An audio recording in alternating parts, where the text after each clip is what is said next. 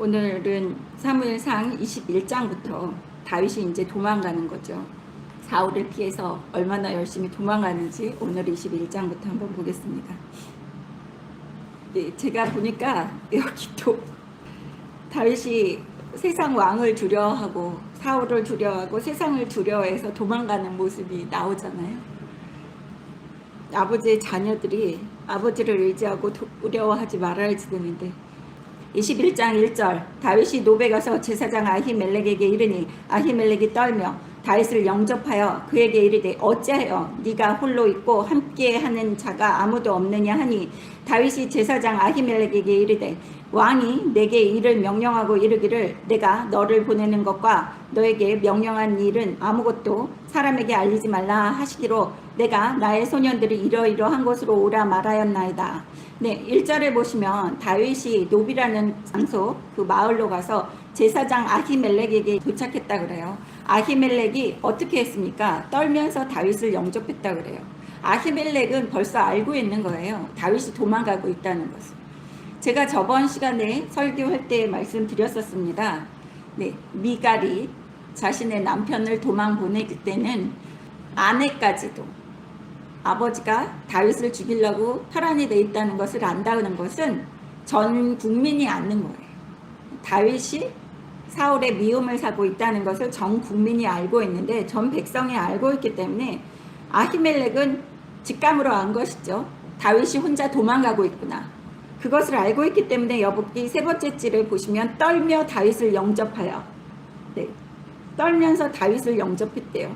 두려워한다는 것은 누구를 두려워해요? 사울이 알면 자기는 죽었다라는 생각을 하기 때문에 떨면서 다윗을 영접하고 있는 아히멜렉을 볼 수 있습니다. 그래서 알면서도 물어보는 것이죠. 네가 어떻게 홀로 아무도 같이 동행하는 사람 없이 혼자 다니느냐. 네.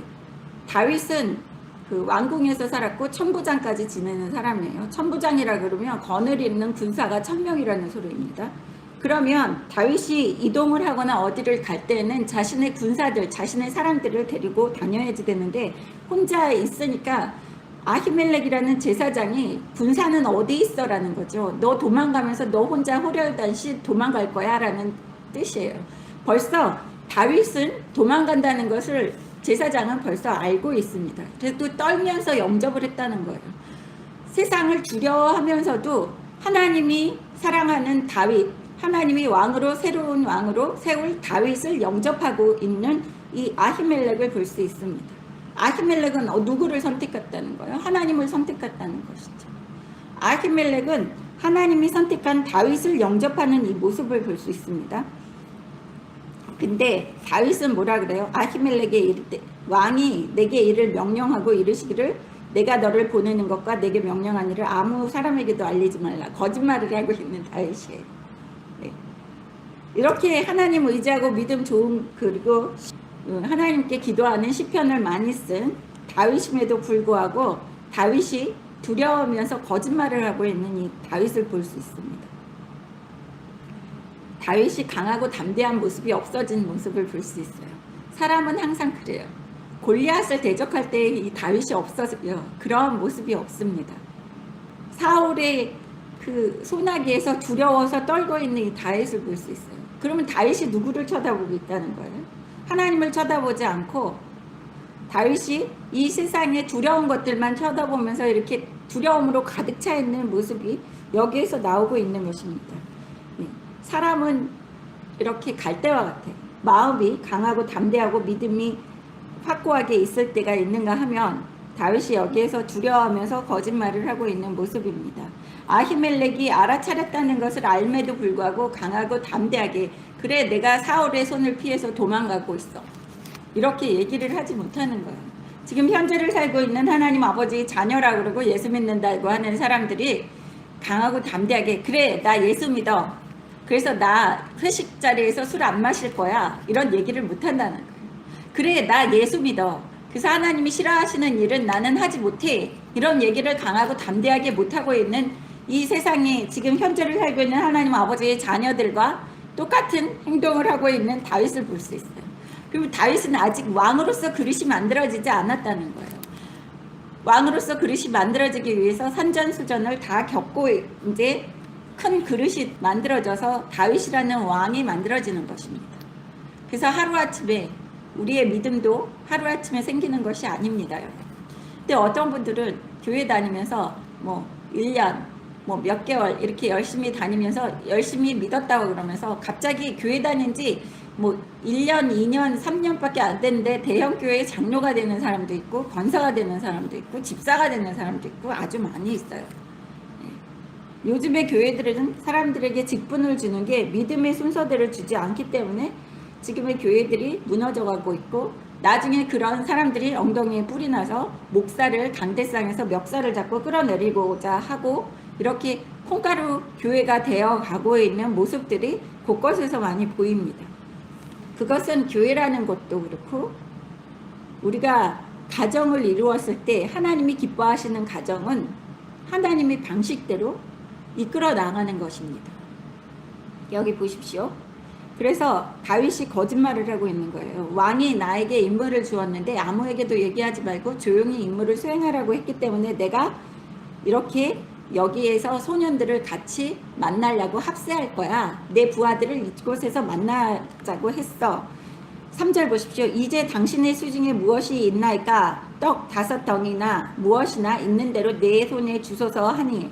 이거 지금 현재 하나님의 자녀들에게 하나님 아버지가 물어보신다고 생각해 보세요. 네 손에 무엇이 있느냐? 네가 갖고 있는 게 뭐야 지금? 나를 섬기고 나에게 경배하고 내 말에 순종하기 위해서 네가 갖고 있는 그것으로도 좋게 해라는 거예요. 사람들은 많은 이야기를 해요. 내가 영업직원이기 때문에 영업부에서 다른 뭐 기획부나 뭐 관리부나 이런 데로 가면 내가 술 안 마시고 하나님 말씀에 순종하면서 아버지 싫어하시는 거 안 할 수 있어. 그렇지만 내가 영업부에 있기 때문에 영업을 해야지 되니까 사람들을 많이 만나야지 되기 때문에 나는 술을 마실 수밖에 없어. 아니면 사람들과 타협해야지 될 수밖에 없어. 이야기하는 거나 마찬가지예요. 지금 여기에서 다윗이 이야기하는 거예요. 아히멜렉에게 당신의 수중에 무엇이 있나이까? 그러니까 나를 섬기기 위해서 네가 지금 현재 갖고 있는 게 중요하다는 거예요. 많은 사람들이 나중에 그래요. 특히 우리나라 사람들은 나중을 위해서 인생을 저축해 놓는다고 생각을 해요. 근데 나중을 위해서 열심히 살다가 나중이 없어질 수도 있어요. 암이 걸린다든지 교통사고가 난다든지 할 수도 있다는 것입니다.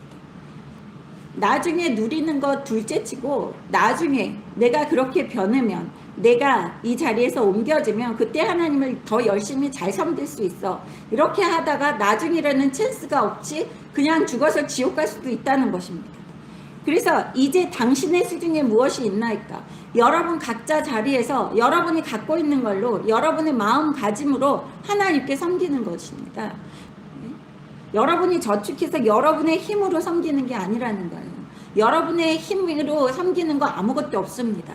여러분이 지금 갖고 있는 거 모든 거 하나님이 주시는 거예요. 아버지가 주시지 않으면 여러분이 갖고 있는 것도 없어질 수 있다는 거예요.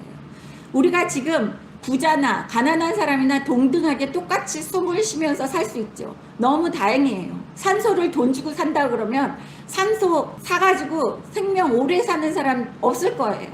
예? 가난한 사람. 재벌들만 뭐 100세 200세 살아나가지 가난한 사람들은 이렇게 100세 200세 못 살 거예요. 오히려 산골짜기에서 가난하게 공기 좋은 곳에 사는 분들이 100세 넘게 잘 살 수도 있어요. 지금 만약에 그 산소를 돈 주고 산다고 생각을 해보세요. 그래서 우리 힘으로 할 수 있는 건 아무것도 없다는 것입니다. 여러분. 우리가 갖고 있는 것도 아버지가 주신 거예요. 그거를 명심하셔야 돼요. 내 힘으로 그것을 만들어서 내가 이렇게 이 수준에 도달하면 하나님 말씀 더 열심히 순종하고 아버지가 시키는 거 더 잘하고 성수주의 꼭 할 거야. 안식일 꼭 지킬 거야. 이거는 버스 지나간 다음에 손 흔드는 거나 마찬가지예요. 누가 보장합니까? 그때까지 살아있을 줄? 그러니까 지금 현재를 살고 있는 우리들이 지금 이 자리에서 내가 호흡하고 있는 이 순간에 하나님 말씀에 순간순간 순종하면서 살아야지 된다는 것입니다. 3절 보십시오. 떡 5덩이나 무엇이나 있는 대로 내 손에 주소서 하니. 떡 5덩이. 그러니까 다윗의 마음에는 내가 이만큼이 있으면 만족하겠습니다. 떡 5덩이를 그래도 주시면 감사하겠습니다라는 거죠.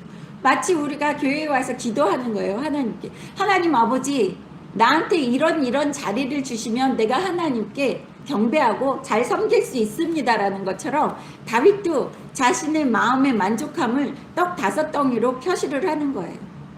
여러분 그럴 수 있죠. 내가 열심히 일해서 교회에 하나님께 안식일 지키는 거는 내가 내 집에 이 용자받은 거 빚 다 갚으면 내가 이제 그때부터는 순종하며 살 거야. 이렇게 생각을 할 수도 있잖아요. 그거는 그 사람 마음이라는 거예요. 여러분 각자 마음에.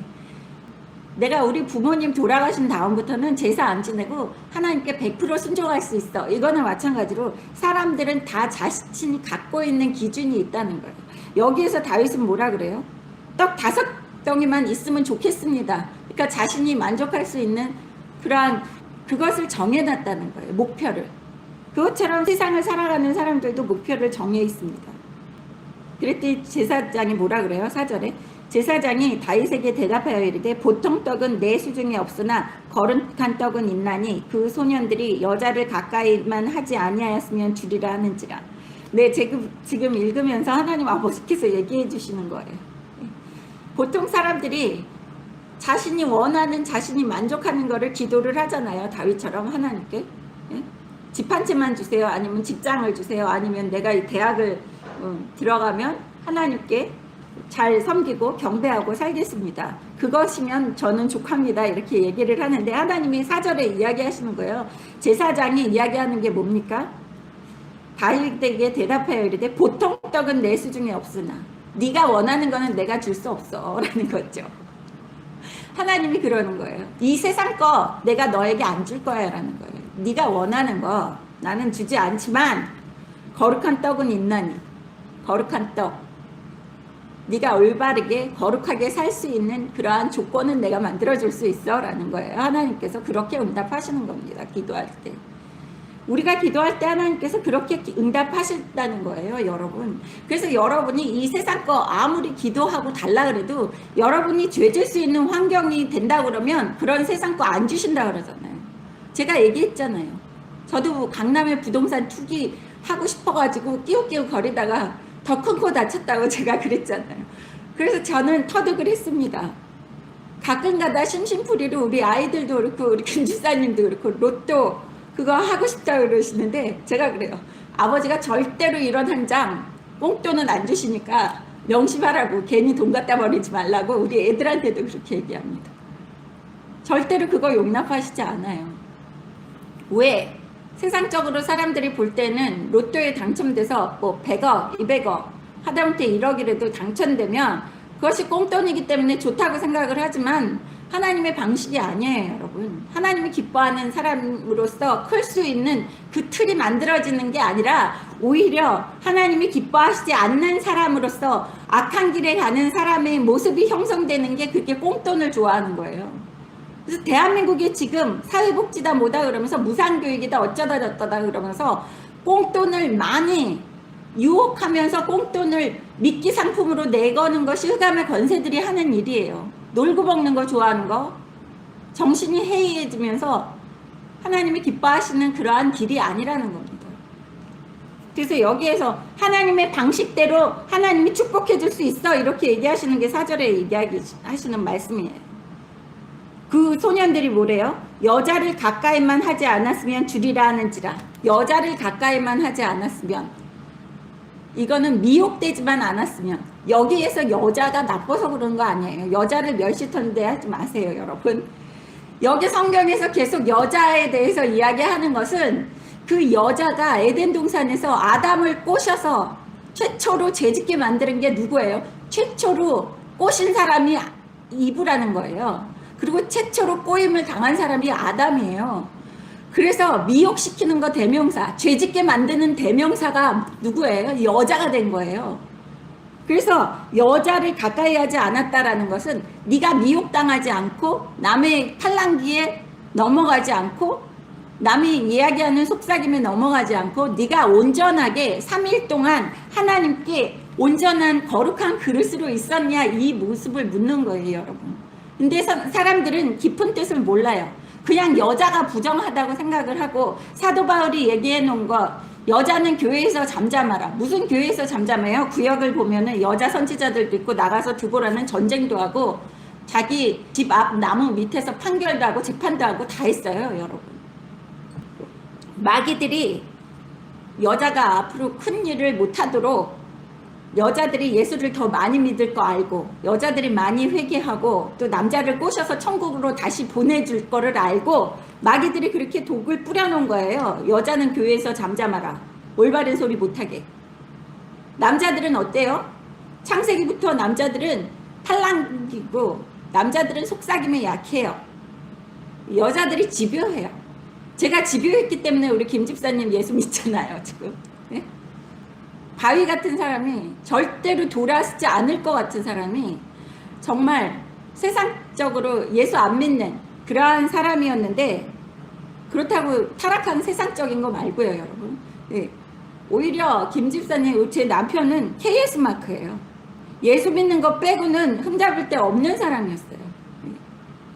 근데 그런 사람들이 예수 믿기가 더 힘들어요. 깨지지가 않으니까. 자기가 잘못한 거를 모르니까. 나는 성실하게 KS 마크로 살았는데 내가 예수님 없어도 나는 천국 갈 수 있어. 이런 사람들이 더 예수 믿기 힘들 거예요. 근데 여자들이 집요하기 때문에 남자들을 또 꼬셔서 천국에 보낼까 봐 흑암의 권세들이 그거를 방해하고 있습니다.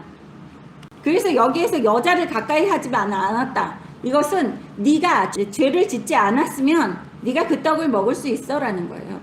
여자라는 그 사람의 잘못이 아니라 여자는 죄 짓는 대명사기 때문에 여기에서 여자를 가까이 하지 않았으면이라고 이야기하는 겁니다. 5절 보십시오. 다윗이 제사장에 대답하여 이르되 우리가 참으로 3일 동안이나 여자를 가까이 하지 아니하였나이다. 내가 떠난 길이 보통 여행이라도 소년들의 그릇이 성결하겠거든 하물며 오늘 그들의 그릇이 정결하지 아니하겠나이까 하매. 네, 여기에서 보세요. 3일 동안 여자를 가까이 하지 않았습니다. 우리가 보통 여행을 떠나도 조심하고 다니는데 지금 우리가 하는 일이 보통 일이 아니기 때문에 우리의 그릇이 정결하게끔 여자를 가까이 하지 않았다. 그릇이 뭐예요? 육신이라는 거예요, 여러분. 제가 그래서 축복의 그릇이 크게 만들어야지 된다는 그 얘기를 하는데 그것은 우리의 육신이 온전히 하나님께 경배하고 찬양하고 순종했어야지 된다는 것입니다. 그래서 모세 오경은 우리가 육신을 입고 살면서 육신의 그릇을 크게 키우는 거예요. 육신의 그릇이 커지지 않으면 이 세상을 살면서 모세 오경에서 이야기하신 그 축복이 나한테 올 수가 없어요. 모세 오경은 육신을 입고 살면서 어떻게 순종을 해야지 되는지를 가르쳐 놓고 있는 게 모세 오경이에요. 그래서 여러분 모세 오경을 모르면서 이 세상에서 축복받으면서 살 거는 꿈도 꾸지 마세요. 그냥 사복음서 신약만 알면 이 세상에서 육신의 그릇을 입고 사는 동안은 고통스럽게 살다가 신약의 사복음서만 알면 천국 가는 데는 문제 없어요. 그래서 많은 사람들이 예수를 믿으면서도 고통스럽게 살고 있는 거예요. 교회에서 가르쳐주지를 않기 때문에. 못 가르쳐주죠. 얘기하는 목사도 모르니까. 예? 그래서 그놈의 사도들 얘기만 하면서 아직 예수님도 못 만나고 사도들 손잡고 예수님 만나러 가고 있는 거고. 예수님 만난 사람은 그저 예수님만 얘기하지 하나님을 몰라요. 모세오경을 모르기 때문에. 그래서 계속 하나님께 가는 길목에서 예수님 손만 잡고 있다가 죽는 거예요, 여러분. 예수님 손만 잡고 있는 거예요, 지금 사람들이, 많은 사람들이. 모세오경을 알아야지만 내가 육신의 그릇을 입고도 내가 육신을 입고도 이 세상에 살면서 하나님께 큰 축복을 받을 수 있는 거예요. 내 그릇이 커지니까. 아버지 말씀에 순종하면서 아버지의 기쁨이 되면 점점 내가 받을 수 있는 축복의 그릇이 커진다는 겁니다, 여러분. 그래서 제가 얘기해 놓은 거 있어요, 영상에서. 예? 모세 오경은 육신의 축복에 대해서 이야기해 놓은 거다. 육신을 입고 살면서 내가 축복받고 내가 하나님 기쁨이 되는 거. 어떻게 해야지만 내가 육신을 입고 이 세상에 살면서 축복을 받을 수 있는지를 이야기하는 것이고, 사복음서는 내가 어떻게 하면 사복음서의 축복인 천국에 갈 수 있는지를 이야기해 놓은 거예요. 그래서 반쪽만 알면 안 된다는 거예요, 여러분. 모세오경만 알아도 반쪽이고 사복음서만 알아도 반쪽이라는 겁니다. 근데 독사의 새끼들이 사도들 거를 포함시켜 놨어요, 성경에. 예? 사복음서도 모르게 하고 모세오경도 모르게 하기 위해서. 그냥 그저 인간의 생각대로. 요즘에 그 시대는 서적들 사러 가면은 문고 같은 데 가보세요. 온통 종교 서적에 이런 사람 저런 사람 이야기하는 게 가득 있어요. 예? 사도들의 이야기가 성경에 이렇게 포함돼 가지고 몇천 년 동안 성경으로 우리를 미혹시켰는데, 이제는 대놓고 이제는 책 사러 가면 책방에 온통 종교 서적에 하나님이 어떻고 예수님이 어떻고 인간들이 생각으로 다 써놨어요. 사도 몇 명이 이야기해 놓은 게 아니라 얼마나 많은지 몰라요. 그래서 사람들의 생각을 여기저기에서 뺏어가고 있는 것입니다. 그래서 하나님께 집중 못하게 하는 거예요. 그래서 육신을 입고도 축복을 못 받게 만드는 거예요. 여기에서 보십시오. 중요합니다. 그 5절에 보십시오. 오늘 그들의 그릇이 성결하지 아니하겠나이까 하매. 그릇이라 그래요, 육신을. 그래서 우리의 육신을 깨끗하고 청결하게 해야지만 내 그릇에 아버지의 축복이 담아질 수 있다는 거예요, 여러분. 아버지는 더러운 그릇에는 절대로 축복 안 주십니다. 마태복음 7장 6절에서 예수님이 얘기하셨잖아요. 거룩한 것을 개에게 주지 말고 너희 진주를 돼지에게 주지 말라. 예수님도 그렇게 얘기하신다는 것은 하나님도 더러운 그런 그릇에는, 개 같은 그릇이나 돼지 같은 그릇에는 축복 안 주신다는 거예요, 여러분. 명심하십시오. 우리의 육신의 그릇을 깨끗하게 만들어야지만 하나님 아버지의 축복이 어디를 가도 머리가 되고 꼬리가 되지 않고, 나가도 복을 받고 들어와도 복을 받고 아래에 있지 않고 높이 세워주시고, 남에게 꾸어줄지언정 꾸지 않고, 악인들이 한 길로 나를 치러왔다가 7길로 도망하고, 하는 일마다 만사형통하고, 내 자식도 천대 만대까지 축복받고, 이게 다 모세오경에 들어있어요. 근데 그거 아는 사람들이 별로 없어요. 왜? 모세오경을 안 읽으니까. 그래서 수요 예배 때 예레미야에서 하나님께서 계속 그러는 거예요. 멀리 있지 않고 네 앞에 있고 가까이 있어. 바다에 있는 것도 아니고 하늘에 있는 것도 아니야. 계속 그 얘기를 하시는 거예요. 율법이 그렇게 멀리 있는 게 아니라고. 그래서 내 백성이 지식이 없어서 망한다고 호세아 4장 6절에서 이야기하시는 것입니다. 여러분 축복받고 싶으시면 모세오경을 아셔야지 된다는 거예요. 그래야지 내 그릇이 정결해질 수 있고 하늘의 아름다운 보고에서 하나님이 축복을 듬뿍듬뿍 내려주신다는 거예요. 물질의 축복만이 아니라. 그거는 여러분이 선택하시는 거예요. 내가 육신을 입고 육신의 그릇에서 살면서 이 세상에서 내가 천국을 누리면서 살 수 있는 것은 모세오경을 알고 아버지의 기쁨이 되는 거, 내 그릇이 깨끗해지는 거. 근데 사람들은 그거를 모릅니다. 그런 비밀을. 6절 보시겠습니다. 제사장이 그 거룩한 떡을 주었으니 거기는 진설병 곧 여호와 앞에 물려낸 떡밖에 없었습니다. 이 떡은 더운 떡을 드리는 날에 물려낸 것이더라. 네, 더운 떡을 드리는 날에 물려낸다. 여기에서 보시면 출애굽기 25장 23절. 너는 조각목으로 상을 만들 때 길이는 2규빗, 너비는 1규빗, 높이는 1규빗 반이 되게 하고 순금으로 싸고 주위에는 금태를 두르고 그 주위에 손바닥 넓이만한 떡을 만들고 그 떡 주위에 금으로 태를 만들고 그것을 위하여 금고리 넷을 만들어 그 네 발 위에 내 모퉁이에 달 때 턱 곁에 붙이라. 이는 상을 멜 채를 꿰 것이며 또 조각목으로 그 채를 만들고 금으로 싸라. 상을 이것으로 멜 것이니라. 너는 대접과 숟가락과 병과 부는 잔을 만들 때 순금으로 만들며 상 위에 진설병을 두어 항상 내 앞에 있게 할지니라. 네, 여기에서 하나님께서 모세에게 명령하신 거예요. 진설병, 떡을 두는 그러한 상은 어떤 상으로 만들래요? 다 금칠하라고 얘기하세요. 그리고 그 컵이나 사용하는 모든 것은 병까지, 잔까지 다 금으로 만들라고 이야기하시는 것을 볼 수 있어요. 금은 이 지구에서 나오는 그런 광물이 아니래요. 금은 아주 귀한 거예요. 그래서 최고를 뜻하는 게 금이에요. 그래서 하나님을 섬길 때에는 최고로 섬겨야지 된다는 의미가 있는 것입니다. 그래서 모든 것을 금으로 하라 그러는데 26절에 보십시오. 고리까지, 여기 양상에 동그란 고리를 만들어서 성막을 이동시킬 때 그 진설병, 그 떡을 바치는 그 상을 메고 갈 때 거기에다가 멜 수 있게끔 이 고리를 만들라는 것도, 그것도 금으로 만들라고 얘기하시는 모습을 볼 수 있어요. 그래서 하나님을 섬길 때에는 대충 그냥 섬기는 게 아니라는 거예요. 그래서 제가 길에서 예배드리고 하나님께 바치는 헌금을 포대자루에 걷었다 그래서 제가 그때 길길이 떴을 겁니다. 네, 어떤 목사가 길바닥에서 광야교회에서 그따위로 했다고 그래서. 여기에서 하나님이 명령하시는 방법은 하다못해 하나님께 바치는 떡을 올리는 그 상도 온통 금칠하고 병과 잔까지 모두 금칠하고 하나님께 이렇게 거룩하게 모든 정성을 다해서 최고로 하나님을 섬겨야 된다고 하나님이 직접 우리에게 명령하신 거예요, 여러분. 대충 해서는 안 되는 거예요. 여러분이 주일 예배 드리는 것도 대충 얼굴에 도장 찍으려고 출석 체크하려고 예배 드리는 게 아닙니다. 우리가 예배 드리는 거 매주 주일 아니면 수요 예배 때 예배 드리는 거는 아버지께 아버지를 경배하고 아버지의 자녀입니다. 내가 평생도록 아버지를 섬기겠습니다 하는 맹세를 하러 오는 겁니다, 여러분. 대충 얼굴에 도장 찍으려고 그 출석 체크하려고 오는 것이 아닙니다. 우리가 매번 아버지께 경배하고 찬양하고 선서하는 거예요. 내가 아버지를 죽도록 섬길 겁니다. 가벼운 게 아닙니다, 예배라는 것이. 근데 그거를 길바닥에다 하고 이렇게 아버지가 받으시는 거 하다못해 떡 조각도 받으실 때 하나님이 이렇게 금상을 만들어 가지고 잔도 접시도 병도 모든 걸 금으로 하라고 그러시는 이 아버지를 볼 수 있어요. 그래서 여러분이 아버지를 모실 때 대충 모셔서는 안 된다는 거예요. 최우선순위는 누구를 둬요? 아버지를 둬야지 된다는 거예요. 내 삶에서 내가 이거 하고 난 다음에 아버지 섬길 거야, 이거는 아니에요.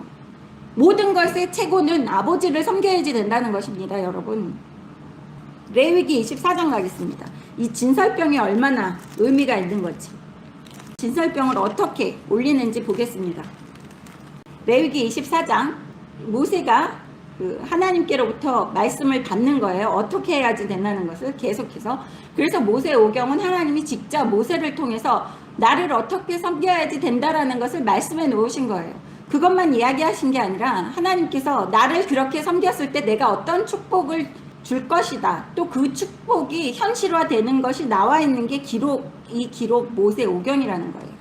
24장 1절 여호와께서 모세에게 말씀하여 이르시되 이스라엘 자손에게 명령하여 불을 켜기 위해서 감나물 찌어낸 순결한 기름을 내기로 가져오게 하여 계속해서 등잔불을 켜둘지며 아론은 회마다 증거계 휘장 밖에서 저녁부터 아침까지 여호와 앞에 항상 등잔불을 정리할지니 이는 너희 대대로 지킬 영원한 규례라.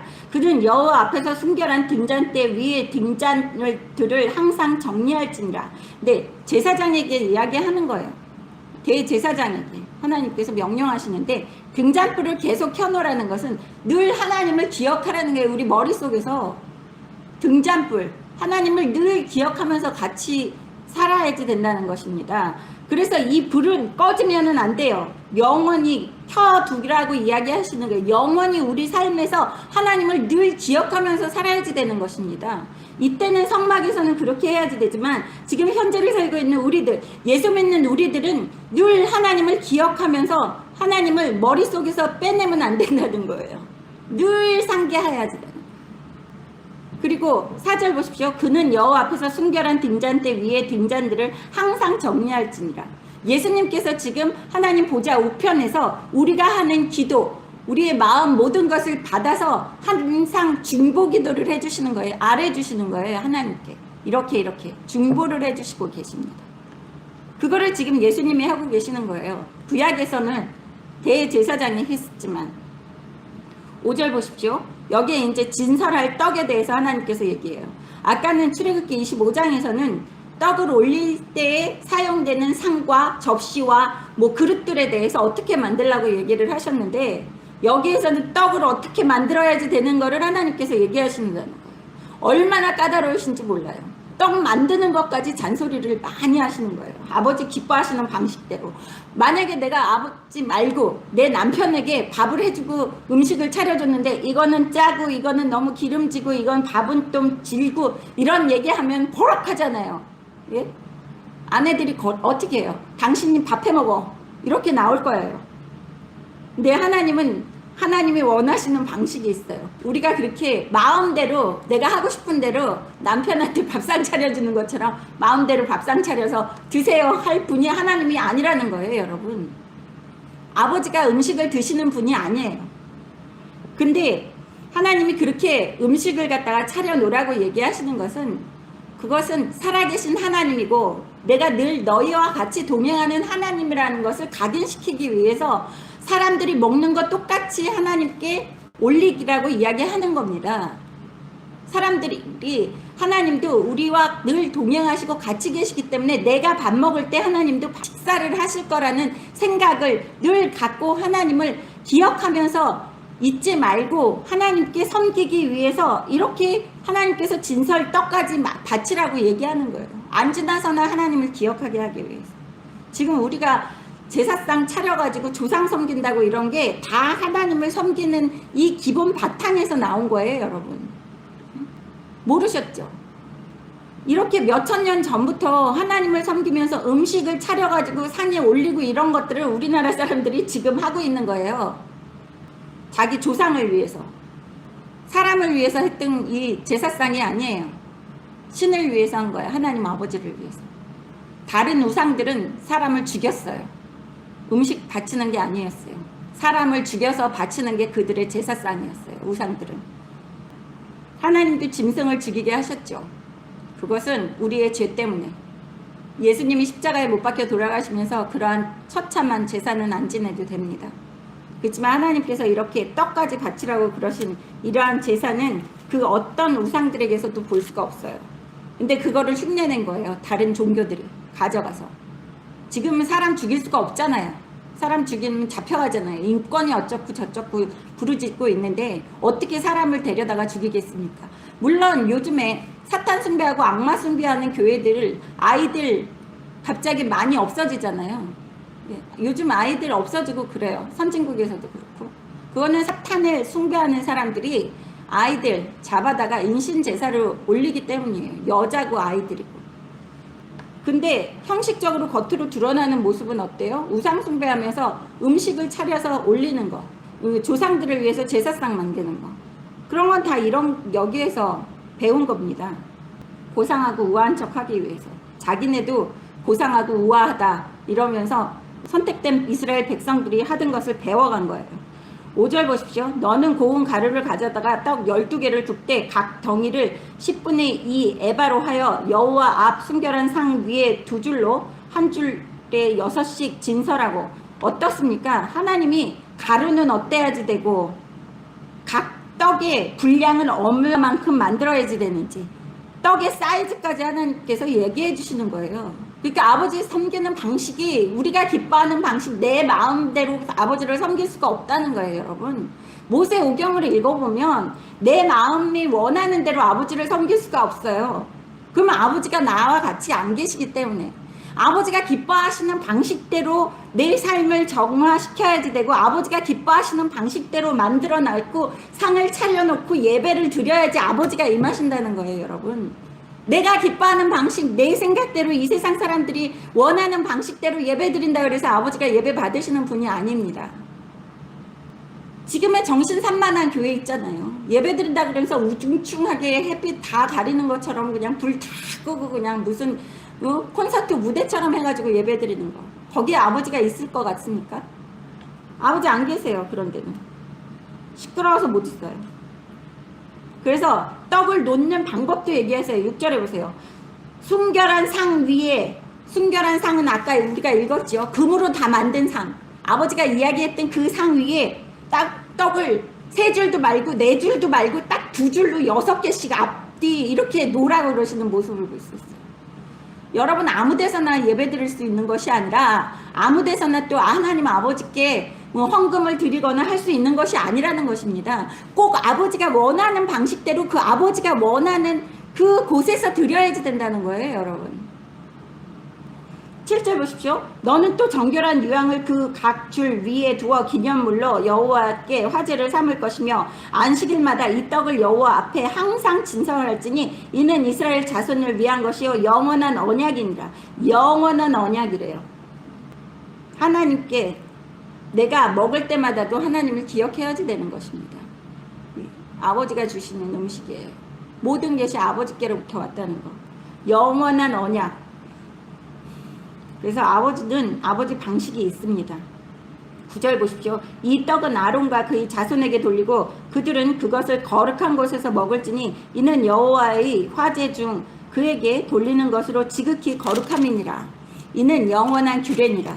이 떡을 일주일에 한 번씩 12덩어리를 해서 하나님 앞에 바치고 매 안식일마다 그것을 교체해야지 되는 거예요. 새로운 떡으로. 그래서 아까 그 다윗에게 아히멜렉이 이야기하는 게 그 물린 떡, 새로 바꿔놓아서 자기가 먹어야지 되는 떡밖에 없다는 거예요. 근데 9절에 보십시오. 아론과 그의 자손에게 먹게 해주는 이 떡이에요. 아론과 그의 자손에게만 먹을 수 있다. 그건 제사장들만 먹을 수 있는 떡이에요. 거룩한 떡이기 때문에 거룩한 곳에서 먹으라는 거예요. 지금 현재를 살고 있는 하나님의 자녀들은 다 제사장이라 그랬잖아요. 다 제사장이기 때문에 우리가 아무 곳에서나 우리가 기도 골방에서 예배 드릴 수 있고 하나님과 단둘이 만날 수 있는 것은 대제사장인 예수님이 우리를 중재해 주시기 때문에 만날 수 있다고 제가 그랬잖아요. 예수님의 보혈에 의지해서 우리가 당당하게 하나님과 성령님을 통해서 또 예수님을 통해서 대화할 수 있고 아버지를 만날 수 있다는 것입니다. 그래서 하나님 아버지의 자녀들은 거룩하지 않은 것은 먹어서는 안 된다는 거예요. 여기에서 진설병은 아버지 앞에 올라갔다가 내려온 거기 때문에 내가 먹을 수 있는 거예요. 그래서 아버지가 주시는 모든 것은 내가 걱정 근심 없이 먹을 수 있지만 이 세상에서 주는 거는 걱정 근심밖에 없다는 거예요. 그래서 거룩하게 우리의 삶을, 우리의 모든 것을, 주변을 거룩하게 해야지 된다는 것입니다. 근데 지금 다윗은 제사장들만 먹을 수 있는 떡을 먹게 되는 이 다윗을 이제 읽어보면 알겠지만 여기에서 그래서 아히멜렉이 다윗에게 그 진설병, 제사장들만 먹을 수 있는 떡밖에 나는 없어 라는 거예요. 그래서 그 떡을 먹으려면 또 거룩한 곳에서 먹을 수밖에 없어요. 그것을 위배하면 죽을 수밖에 없는데 다윗은 그 떡을 먹습니다. 그 의미는 다윗도 하나님께서 제사장처럼 생각하시고 하나님의 일을 하는 사람이라고 생각을 하시기 때문이에요. 다시 돌아오겠습니다. 사무엘상 21장 7절입니다. 그 날에 사울의 신하 한 사람이 여호와 앞에 머물러 있었는데 그는 도액이라 이름하는 에돔 사람이요 사울의 목자장이었더라. 네, 여기에서 보시면 에돔 사람이라 그러면 선택된 이스라엘 백성이 아니에요. 에돔 사람은 에서의 후손이 에돔 족속이에요. 8절 다윗이 아히멜렉에게 이르되 여기 당신의 수중에 창이나 칼이 없나이까 왕의 일이 급함으로 내가 내 칼과 무기를 가지지 못하였나이다 하니 제사장이 이르되 네가 엘라 골짜기에서 죽인 블레셋 사람 골리앗의 칼이 보자기에 쌓여 에봇 뒤에 있으니 네가 그것을 가지려거든 가지라. 여기는 그것밖에 다른 것이 없느니라 하신지라. 다윗이 이르되 그 같은 것이 또 없나니 내게 주소서 하더라. 네, 여기에서 보십시오. 다윗이 간 곳이 우연히 그 성막 뒤에 보자기에 쌓여져서 다윗이 소년 때 죽였던 그 골리앗 장군의 그 큰 칼, 2m가 넘는 거진 3m 되는 장군의 그 칼밖에 없다고 하고 이야기하고 있는 모습을 볼 수 있어요. 그러니까 하나님이 인도하신 거예요. 다윗을 거기 아히멜렉 제사장이 있는 곳으로 인도하신 이유는 그 골리앗 장군의 칼이 다윗 거라는 거죠. 다윗이 써야지 되고 다윗에게 하나님이 선물해 주신 거예요. 다윗이 써야지 되는 그러한 무기입니다. 다윗이 배가 부르니까 이제 무기를 찾는데 무기가 있느냐? 그랬더니 성막에는 무기 같은 거, 사람을 살생하는 그런 거는 없지만 네가 죽였던 그 골리앗 장군의 그 칼이 저기 뒤에 보재기에 싸서 있다.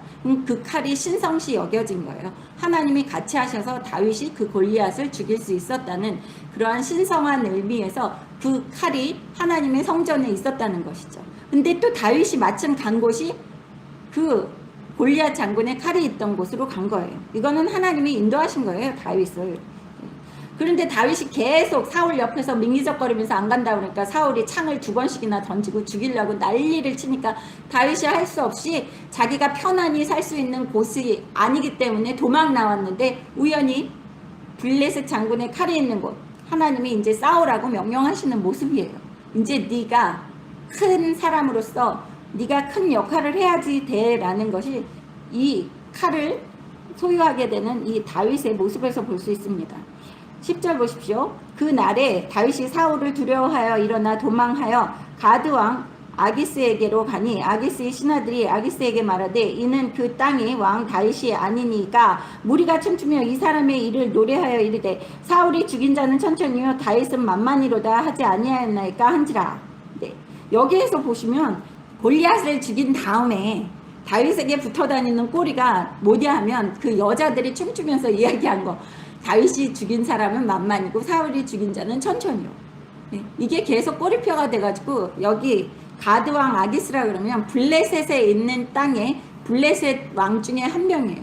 그 아기스에게 그렇게 이야기하는 신화를 볼 수 있어요. 그러니까 여기저기 다른 나라까지 소문이 난 거예요.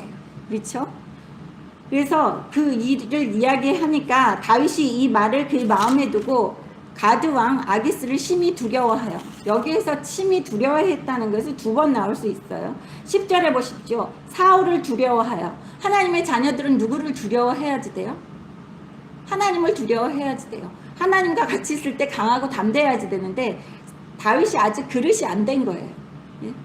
그때 어렸을 때는 뭣도 모르고 어리기 때문에 그냥 하나님의 군대를 모욕하는 이 무리는 누구냐? 감히 할례받지 못한 이렇게 이야기할 때는 어린아이와 같을 때 하나님만 100% 의지할 때는 그런 얘기를 할 수 있다는 거예요. 그래서 예수님께서 사복음서에서 천국은 어린아이와 같아야지만 들어갈 수 있다 이야기하신 거예요. 육신이 어린애가 아니라 마음이 어린애. 근데 사람들은 육신이 어려야지만 내 육신이 나약해야지만 하나님을 그렇게 100% 의지할 수 있다는 거예요. 다윗도 이제는 청년이 되니까 자기 힘을 의지하는 거예요. 자기 힘을 의지하니까 두려운 거예요, 세상이. 그래서 여러분 우리가 우리 마음을 아이처럼 가지려고 노력을 해야지 된다는 거예요. 다윗도 소년처럼 어렸고 힘없고 자기가 아무것도 할 수 없었을 때는 하나님만 의지했기 때문에 강하고 담대하게 그 골리앗 장군 거진 3m 되는 그 장군을 보고도 이 할례받지 못한 것이 어디서 감히 하나님의 군대를 모욕해 그러면서 강하고 담대하게 하룻강아지 겁무서운지 모르고 이렇게 선포를 할 수 있었어요. 강하게. 아이들도 뭣도 몰라요. 이게 무서운 건지 아닌지를 모르고 터벅터벅 걸어가잖아요. 아이들이 자동차 막 지나는 길도 이거 모르기 때문에. 그것처럼 우리도 우리를 낮추고 우리의 마음을 어린아이와 같이 해서 하나님만 의지해야지 되는데 우리 사람들은 그렇지가 않아요. 다윗도 힘이 강해지고 이제 청년이 되니까 이 세상을 바라보면서 사울을 두려워했다고 10절에 나오는 겁니다. 그래서 사울을 두려워해서 어디로 가요? 또 세상적으로 도망갔다는 거예요. 가드왕 그러면 블레셋 족속의 왕이잖아요. 그래서 여러분 하나님을 믿는 아버지의 자녀들이 지금 그러는 거예요. 내 힘을 의지하니까 세상이 두려워요. 그래서 자기 힘으로 무엇을 해보겠다고 난리를 쳤는데 더 올무에 빠져들어가면서 더 망하고 있는 거예요. 그게 아버지의 자녀들이 실수하고 내 삶이 망가지는 이유. 기도는 열심히 하는데 새벽 기도 가서 그냥 뭐 100일 기도 뭐 이러고 1년 내내 교회 가서 매일 새벽 기도하고 사는데 기도를 그렇게 열심히 하는데 내 삶이 변화되지 않고 아버지가 나와 동행하지 않는 것 같은 그런 사람들 많이 있잖아요. 저는 그거 얘기할 때마다 찔끔찔끔 찔려요. 제가 새벽 기도를 평생에 10번도 안 간 사람이라서. 근데 저는 24시간 아버지를 기억하고 삽니다요. 새벽 기도만 가서 1시간 앉아있다가 그리고 아버지를 잊고 세상적으로 사는 사람들, 그런 사람들은 그 육신의 그릇이 정결하고 깨끗하고 아버지가 기뻐하시는 그릇이 아니기 때문에 축복이 담아지지를 않아요. 그럼 내 힘을 의지하기 때문에, 내가 새벽 기도 갔다는 그 힘을 의지하기 때문에 아이와 같은 마음, 아버지 없으면 죽습니다. 이런 마음으로 살지 않기 때문이에요. 그래서 다윗도 자기 힘을 의지하니까 사울이 두려워지니까 또 자기 잔머리를 의지해가지고 자기 마음대로 도망갔는데 도망간 곳이 블레셋 왕이 있는 곳으로 도망가니까 거기에서 또 이야기를 듣는 게 자기를 죽일 수밖에 없는 이야기. 천천히요 만만히요 이 얘기가 계속 나오니까 12절 보십시오. 다윗이 이 말을 그의 마음에 두고 가드왕 아기스를 심히 두려워하여. 이제 또 두려워하는 거예요. 여러분 그 자리에서 내가 진퇴양난이다. 내가 사는 게 힘들다 그러면 여러분이 막 움직이고 그러지 마세요. 내가 해결하려고 막 생각하고 고민하고 하지 마세요. 그냥 다 내려놓으세요. 아버지 나는 죽습니다. 나는 못 살겠습니다. 아버지 나 이런 문제가 있습니다. 나는 어떻게 될지 모르겠습니다. 어떻게 해결해야 될지 모르겠습니다. 제가 아까 대표 기도하면서 울었잖아요. 갑자기 생각이 나니까 우리나라에 그 엄습해오는 이런 문제들, 그리고 이 코로나 바이러스 때문에 폐렴으로 죽어갈 사람들 생각을 하고, 이런 생각이 나니까 아무것도 할 수 없는 우리 자신이 너무 가엾은 거예요. 이럴 거를 보니까 너무 안 된 거예요. 예? 한 명이라도. 그 한 명이 사랑하는 사람들이 얼마나 많이 있겠어요. 그 사람들의 마음이 얼마나 아프겠어요. 그 가족을 잃는다고.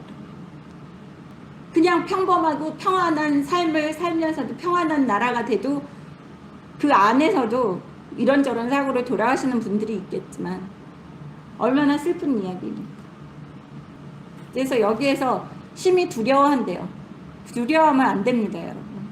강하고 담대할 수 있어야지 돼요. 근데 아버지 앞에서는 눈물로 우리의 힘든 그러한 우리의 고통을 고백을 해야지 돼요. 우리의 모든 것을 어깨에 있는 짐을 아버지 발 앞에 내려놓고, 아버지, 우리는 이렇게 힘듭니다. 이러한 세상입니다. 아버지 도와주십시오. 아버지 저희를 불쌍히 여겨 주십시오. 이런 기도를 해야지 되는 거예요, 여러분. 여러분의 힘으로, 여러분의 잔머리로 세상 보고 두려워하면서 그 세상적으로 여러분이 해결하려고 잔머리 굴리시면 더 두려운 일만 생기는 거예요. 사울을 피해서 갔는데 또 더 두려운 블레셋 왕을 만난 이 다윗을 볼 수 있어요. 다윗도 인간이기 때문에 자신의 잔머리를 계속 굴리는 이러한 위대한 왕 다윗을 볼 수 있습니다. 사람은 실수합니다, 여러분. 사람 믿지 마세요. 사람은 사람이에요. 우리가 믿고 의지하고 100% 바뀌지 않고 의지할 수 있는 분은 하나님 아버지밖에 없다는 것입니다. 예수 보혈 붙들고 하나님 아버지께 매달리셔야지 됩니다. 그래서 다윗이 어떻게 해요? 수치스럽게 수치심을 느끼게 되는 다윗을 보겠습니다. 13절. 그들 앞에서 그의 행동을 변하여 미친 채 하고 대문짝에 그적거리며 침을 수염에 흘리매. 아버지를 의지하지 않으면 수치스러움밖에 없다는 것입니다, 여러분. 이러한 위대한 왕 다윗도, 골리앗을 죽인 이 다윗도 힘없고 나약하고 어린 소년일 때 골리앗을 단칼에 베서 죽인 이 다윗도 수치스럽게 되는 모습을 볼 수 있어요. 하루아침이에요. 지금 대한민국 수치스럽게 되잖아요. 이제 아버지의 자녀라고 하는 사람들, 예수 믿는다고 하는 사람들, 아버지 의지하지 않으면 우리도 하루아침에 망할 수가 있습니다. 각자 개인 한 사람 한 사람 아버지만 의지하세요, 여러분. 여러분 잔머리 굴리지 마세요. 여러분 생각대로 행동하지 마세요. 여러분 생각대로 행동해서 수치심만 유발하는 것 뿐입니다. 내 이름만 실추시키고 내 명예만 떨어지는 거예요. 천하의 골리앗을 죽인 다윗도 수염에 침을 질질 흘리면서 미친 척을 하고 있는 이 모습을 볼 수 있어요. 신명기 28장에 그랬어요. 아버지 말씀에 순종하면 아래 있지 않고 높이 세워주시겠다고. 근데 여기에 다윗은 세상 보고 두려워하고 아버지 의지하지 않았기 때문에 아래 있고 높이 안 세워주신 거예요. 여러분의 삶에서 아버지만 의지하면서 높임을 받는 여러분 되시기를 주님의 이름으로 축원합니다. 14절 보십시오. 아멘으로 다 받으셨죠? 14절. 아기스가 그의 신하에게 이르되 너희도 보거니와 이 사람이 미치광이로다. 어찌하여 그를 내게로 데려왔느냐. 네, 아기스 왕이 보니까 미쳤잖아요, 다윗이. 이 하잘것없는 이 다윗을 나에게 보여주려고 나에게 데려왔어? 이렇게 이야기하는 모습을 볼 수 있어요.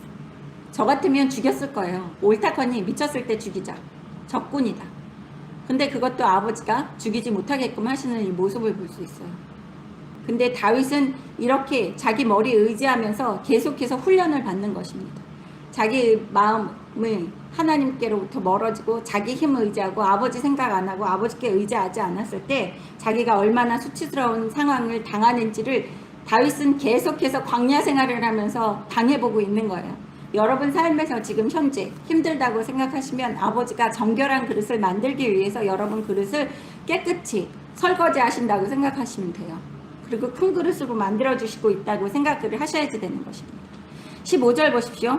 내가 미치광이가 부족하여서 너희가 이 자를 데려다가 내 앞에 미친 짓을 하게 하느냐. 이 자가 어찌 내 집에 들어오겠느냐 하니라. 저 같으면 그냥 죽이죠. 왜 여기에 데리고 왔어 이 미치광이를. 그러면서 자신의 부하들을 책망하고 있는 모습을 볼 수 있습니다. 우리가 이 세상에서 하나님 두려워하지 않으면 내 목숨을 부지하기 위해서 이렇게 계속 수치스럽게 살 수밖에 없어요. 아버지의 자녀들은 제가 얘기했잖아요. 왕족이라고. 하늘나라에 우리 생명책에 이름이 있는 우리 왕족들이 이렇게 침 질질 흘려가면서 실성한 사람처럼 목숨 부지하기 위해서 이렇게 바보같이 바닥을 기면서 살 수밖에 없다는 거예요, 여러분. 예수 믿는다고 하면서 내가 수치스럽게 산다는 것은 아버지가 기뻐하시는 삶을 살지 않기 때문에 내가 수치스럽게 사는 거예요, 여러분.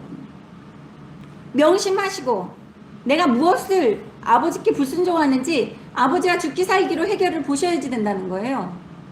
야곱이 형 만나러 가기 전에 밤새도록 하나님의 사자와 씨름하면서 환도뼈까지 다쳐가면서도 놓지 않고 매달린 것처럼 내가 내 삶에서 해결되지 않고 내 삶이 아버지가 이야기하신 그 어디를 가도 머리가 되고 꼬리가 되지 않고 나가도 복을 받고 들어와도 복을 받고 아래 있지 않고 높이 세움을 받지 못하고 있으면 아버지와 해결을 보세요.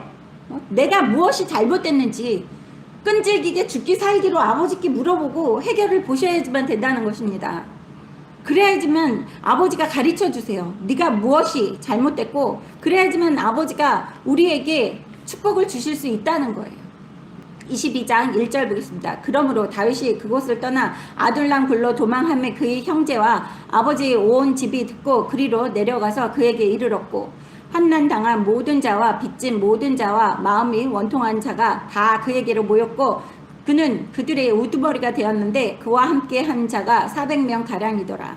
네, 다윗이 이렇게 도망했다는 소리를 듣고 가족들이 다윗을 향해서 모여들고 있는 이 모습을 볼 수 있어요. 가족들이 다윗을 사랑한다는 거예요. 다윗을 신뢰한다는 거예요. 여러분, 가족들 중에서도 여러분 신뢰 안 하면 여러분 이야기를 듣지도 않아요. 특히나 요즘에는 WCC 가입돼 있어가지고 가족 안에서도 분열이 일어나요. WCC 때문에 그 교회를 나온 사람, 또 다 같이 다니다가 그 교회에 계속 있는 사람, 그래가지고 이렇게 파가 갈려가지고 이 가정 안에서도 싸우고 분열이 되고 있는 이러한 모습들을 볼 수 있습니다. 근데 여기에서 보면 다윗을 다 신뢰하기 때문에 다윗의 가족들이 다 다윗의 주변으로 모이고 있는 이 모습을 볼 수 있어요. 유효상종이라는 거예요. 이 가족들이 다윗과 같이 마음을 함께하고 있다는 것입니다. 아무리 가족이라도 마음을 같이 함께하고 있지 않으면 적이에요, 여러분. 또 얘기합니다. 예수님께서 검을 주러 오셨다고 얘기하셨잖아요. 마태복음 10장에서. 그리고 환난 당한 모든 자와 빚진 모든 자와 마음이 원통한 자가 다 그에게로 모였고, 이 다윗은 예수님 같은 이러한 느낌을 받을 수 있어요. 환난 당한 모든 자, 빚진 자, 마음이 원통한 자, 그러한 모든 나약한 사람, 사회의 나약자들이 다 다윗 주변으로 모였다고 하는 것을 볼 수 있습니다. 이 세상 사람들이 친하게 지내는 사람들은 누구예요? 돈 있고 명예 있고 힘 있고 내가 쟤한테 뭔가라도 콩고물이 떨어질 수 있는 그런 사람들만 신경 써가지고 그런 사람들과 친분을 쌓으려고 그러고 그런 사람들과 연계하려고 그러고 지금 있잖아요. 정치꾼들 하는 것들. 다윗이 비록 하나님을 의지하지 않고 잠시 두려워했지만 다윗이 하는 모습은 하나님이 기뻐하시는 모습만 하고 있는 거예요. 사람이기 때문에 실족은 하는 것 뿐입니다. 그래서 여러분 지금 현재를 살고 있는 우리들이 내 주변에서 이 사람이 나약자들을 어떻게 대접을 하는지 아니면 사회의 높은 계층과 나약자들과 차별을 하는지 이런 거를 보셔야지 된다는 거예요. 그 사람을 볼 수 있는 그러한 기준이 돼야지 되는 것입니다. 다윗은 예수님처럼 사회의 나약자들을 위해서 이렇게 힘을 키워가는 모습이고 그 사람들이 다윗에게 힘을 실어주는 것입니다. 3절 보시겠습니다. 다윗이 거기서 모압 미스베로 가서 모압 왕에게 이르되 하나님이 나를 위하여 어떻게 하실지를 내가 알기까지 나의 부모가 나와서 당신들과 함께 있게 하기를 청하나이다 하고 부모를 인도하여 모압 왕 앞에 나아갔더니 그들은 다윗이 요새에 있을 동안에 모압 왕과 함께 있었더라. 선지자 갓이 다윗에게 이르되 너는 이 요새에 있지 말고 떠나 유다 땅으로 들어가라. 다윗이 떠나 헤렛 수풀에 이르니라. 네, 여기에서 보시면 너무 재미있는 이야기를 볼 수 있어요. 3절을 보시면 이 모압 땅으로 간 다윗을 볼 수 있어요. 모압 땅, 모압이라는 그 선택받지 못한 그러한 땅들을 가서 피난처로 삼고 있는 이 모습을 볼 수 있어요. 망명을 한 것이죠. 그래서 모압 왕에게 이야기하는 다윗의 모습은 뭐라 그래요? 하나님이 나를 위하여 어떻게 하실지를 내가 알기까지 나의 부모와 나와서 당신과 함께 있게 하기를 청하나이다. 그러니까 다윗은 자신이 어떻게 해야지 되는지를 모르고 도망다니고 있는 이 모습을 볼 수 있어요. 아무리 하나님이 사랑하고 하나님이 기뻐하고 강하고 담대하게 사는 사람이라고 해도 하나님의 음성을 직접 듣지 못하는 경우가 많이 있다는 거예요. 그래서 여러분 꼭 증표를 받고 싶어 하지 마세요. 저는 목사가 됐기 때문에 하나님이 이야기해 주시는 거예요. 저 목사 되기 전까지는 이렇게 많은 것을 이렇게 아버지가 가르쳐 주시지 않았어요. 지금도 제가 갈 길 알지 못할 때가 많이 있습니다. 그냥 시키는 거 해 그러면 네 알겠습니다. 아이들은 몰라도 돼 그러면 네 아버지. 이렇게 순종하는 것만 하고 사는 거예요, 여러분. 아버지가 큰 계획을 안 가르쳐 주시는 그것은 자녀들이 알지 않아도 되는 것은 얘기해 주시지 않는 거예요. 그래서 다윗이 뭐라 그래요? 내가 여기에서 내가 알지 못하기 때문에 그것을 알 때까지 좀 도피를 하겠습니다 라고 왕에게 이야기하는 거예요. 여러분의 삶에서 아버지가 어떠한 뜻을 갖고 나를 인도하시는 것을 느끼지 못하고 모른다 그러면 다윗처럼 여기저기 다니면서 미친 사람처럼 행동하고 수치심 당하지 마시고 아버지가 얘기해 주실 때까지 그냥 거기에서 머무르시면서 그냥 가만히 계세요. 그리고 아버지가 응답해 주실 때까지 경거망동 하시지 않는 것이 그것이 올바른 아버지 자녀들이 순종하는 방법입니다. 그래서 다윗이 가만히 있는 거예요. 이제는 두려워가지고 이리 뛰고 저리 뛰고 여기 도망가고 저기 도망가고 막 돌아다니고 사방을 헤매고 다니지 않고 내가 먹고 살기 힘들어가지고 이리 뛰고 저리 뛰고 막 빛나가지고 이거 해보고 저거 해보고 막 이러면서 빚에 빚을 더하고 진퇴양난으로 그렇게 힘드는 삶이 돼서는 안 된다는 거예요. 하나님 아버지의 자녀들은 점점 더 힘들어질 겁니다. 네? 지금 우리나라 경기가 너무 나빠졌는데 생각을 해보세요. 네? 전염병이 창궐해가지고 코로나 바이러스 막 이러면 사람들이 밖으로 나가겠습니까? 밖으로 안 나가요. 그럼 자영업자들 더 힘들어져요. 그럼 가족 단체 자살이 말도 못할 겁니다. 여러분. 먹고 사는 게 힘들어져서. 경제활동이 안 돌아갈 거라고요. 전염병이 창궐했기 때문에. 그래서 제가 마음이 아파서 아까 기도할 때 갑자기 눈물을 주신 거예요. 하나님 아버지가. 그게 다 느껴지니까. 그래서 다윗이 자중하고 이렇게 가만히 있을 때 하나님이 그제서야 선지자 갓을 보내시는 모습을 볼 수 있어요. 5절에 선지자 갓이 다윗에게 이르되 너는 이 요새에 있지 말고 떠나 유다 땅으로 들어가라. 다윗이 떠나 헤레스풀에 이르니라. 네, 하나님의 말씀을 들을 때까지 다윗은 가만히 있는 이 모습을 볼 수 있어요. 다윗을 그렇게 사랑하시고 하나님 아버지가 신뢰하시고 그 큰 왕으로서 삼으셨음에도 불구하고 다윗은 하나님의 음성을 듣지 못했어요. 그래서 계속 선지자라는 사람들이 와서 얘기를 해준다는 거예요. 그래서 선지자가 할 일이 있고 다윗과 같이 하나님의 기쁨이 돼서 왕으로 쓸 사람이 따로 있다는 거예요. 목사가 무슨 나라를 운영하고 그런다고 그러고 막 난리를 치는 거 되게 웃기는 소리라는 거예요. 성경을 읽어보면 목사가 할 일이 따로 있고 왕이 할 일이 따로 있어요. 선지자가 할 일이 따로 있고 다윗이라는 왕이 할 일이 따로 있다는 거예요. 여러분 착각하는 게 사람들은 예언을 하고 뭐 하나님의 기쁨이 되면 다 그 사람이 우두머리를 서가지고 왕이 돼가지고 다 우리나라를 무슨 이렇게 저렇게 대통령이 되고 정치가가 돼가지고 우리나라를 주물락주물락 해도 되는지 알고 착각을 하고 있어요. 사무엘도 또 선지자 갓도 그렇게 하지 않았습니다. 사람들은 다 자기의 역할이 있다는 것입니다. 여러분. 그것을 명심하시고 여러분 삶에서 힘든 일이 있으면 그 자리에서 모든 거 멈추시고 오직 아버지만 바라보면서 아버지의 말씀, 아버지의 응답을 기다리시고 또 진퇴양난의 상황에서도 아버지만 바라볼 때 아버지께서 여러분을 갈 길을 인도하시고 여러분 날개 밑에서 보호하시면서 아버지의 축복이 임할 수 있는 그러한 그릇을 만드시는 여러분 되시기를 주님의 이름으로 축원합니다.